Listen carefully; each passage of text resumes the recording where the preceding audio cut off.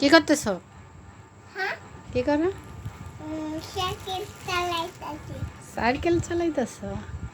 আমি এখন বুইয়া রয়েছি। এসব দান দাও। এসবের জন্য পয়সা রয়েছ? হ্যাঁ তো একটু চালাও দেখি।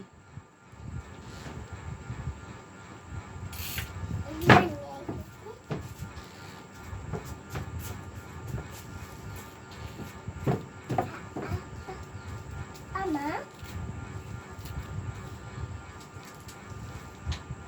চালাও, উঠা চালাও।